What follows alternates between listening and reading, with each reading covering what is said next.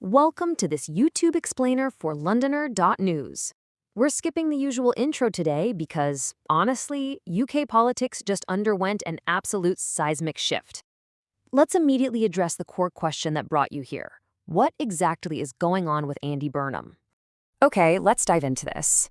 If you've been following UK politics lately, you already know things have shifted at just a breakneck pace. For a decade, right, Andy Burnham's name was literally synonymous with Greater Manchester. But after the frankly dramatic events of this summer, there's a lot of widespread confusion about who is actually running the region right now. Well, the definitive answer is no. Andy Burnham is no longer the mayor of Greater Manchester. As of July 2026, he is actually the Prime Minister of the United Kingdom and the leader of the Labour Party. So, following Keir Starmer's resignation after the 2026 Labour Party leadership election, Burnham stepped right into the nation's top job. Which naturally leads to the question, who's running Manchester right now? Legally speaking, the moment Burnham was elected to the House of Commons, he was completely disqualified from continuing as mayor. So currently, Paul Dennett has stepped up as the acting mayor in an interim capacity. But keep in mind, this is strictly temporary. The region is gearing up to head to the polls for a massive mayoral by-election on July 30th, 2026, to officially choose Burnham's successor. Section 1. King of the North. Let's move to and see how this builds, because to understand what kind of prime minister he's going to be, you really have to look at this staggering timeline. His tenure in Manchester effectively laid the exact blueprint for his dramatic return to national politics. He was elected mayor back in 2017 after, serving in Tony Blair and Gordon Brown's cabinets, and he easily won re-election in 2021 and May 2024. Then it's just warp speed from there. He wins the Makerfield MP by-election in June 2026 and literally 1 month later takes the office of Prime Minister. And he didn't just leave Manchester. He left it from a position of absolute immense local strength. When he departed the mayoralty to head back down to Westminster, he was sitting on a massive 65% approval rating. That number is huge. It really illustrates the deep cross-party popularity he managed to cultivate in the region over nearly a decade of leadership. His time as mayor was defined by some pretty major milestones. Perhaps most famously, he earned that King of the North title during the COVID-19 pandemic. Remember when he fiercely fought the central government for more furlough funding for northern communities that were undergoing strict lockdowns? He also successfully launched the Integrated B Network in September 2023, which brought together Manchester's bus, tram, and cycling infrastructure into one system. Ultimately, his legacy there was just this constant fight for regional devolution and funding, strategies that, as you'll see, are now becoming national policy. Section 2. Return to Westminster. Now, what's really interesting about this slide is the sheer scale of his transition from regional champion to national leader, which is summed up perfectly by this number. 15. Within his first few days in power, 15 cabinet members were dismissed. To put that into perspective, that is the most dismissals in a transition within the same governing party since Boris Johnson formed his first cabinet. It was explosive. Between July 20th and 23rd, Burnham basically cleared house. Close allies of former Prime Minister Keir Starmer were removed. We're talking big names here, including Rachel Reeves as Chancellor and David Lammy as Deputy PM. In their place, Burnham brought in figures like Louise High as First Secretary of State, alongside Bridget Phillipson as party chair.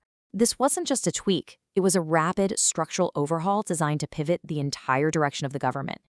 Section 3, number 10, goes north. The most radical change of this new administration isn't just who is in the cabinet, but where it physically sits. He's actively contrasting the highly centralized traditional governing style of London's SW1 with a brand new concept he's calling No 10 North. They are operating out of a temporary GCHQ building set up in Manchester. It's meant to be a decentralized regional nerve center. Burnham is actually moving civil servants and key cabinet members out of London to completely rewire how and exactly where national decisions are made. On his first day working from this new northern base, the Prime Minister described it perfectly. He enthusiastically called it the nerve center for a rewired Britain, the situation room for growth. The whole vision here is to get civil servants, regional leaders, and cabinet ministers all in the exact same room to just break through those traditional Westminster logjams. Instead of local leaders having to, troop down to London to beg for resources, the government is bringing the decision-making apparatus directly to them. Section 4. What is Manchesterism? This physical move to Manchester is the literal embodiment of his defining political ideology, which is being called Manchesterism. Rooted firmly in the Labour Party's soft left faction, Manchesterism is an economic and political blueprint that is hyper-focused on transferring power and funding out of Whitehall and directly into local communities.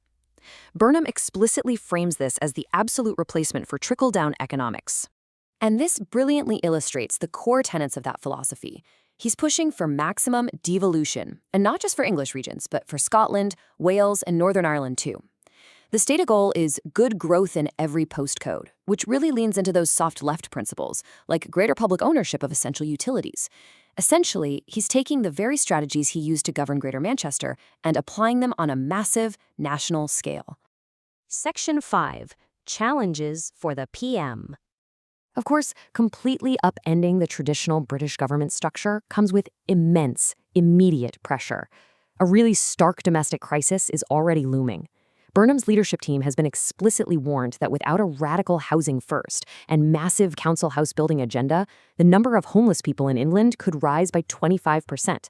That would hit a staggering 230,000 people by 2030. Delivering on his promises of rapid house building is going to be one of his defining early tests.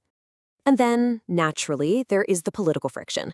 Impartially speaking, this Manchester-first approach has ruffled a lot of feathers across the entire political spectrum. Conservative leader Kemi Badenoch has publicly dismissed the whole No 10 North initiative as a mere gimmick that lacks true national ambition. But perhaps more worryingly for Burnham, the pushback is also coming from inside his own party.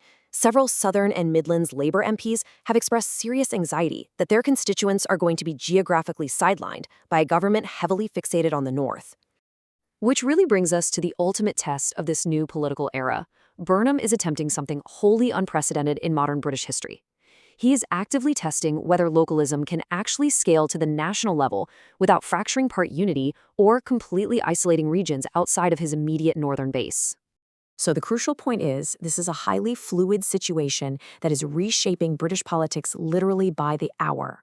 For continuous, live updates on both the Burnham premiership and the race to replace him in the July 30th mayoral by-election, be sure to visit londoner.news. Thank you so much for joining me today. I'll leave you with this final thought. Can a prime minister truly, successfully govern the entire United Kingdom while actively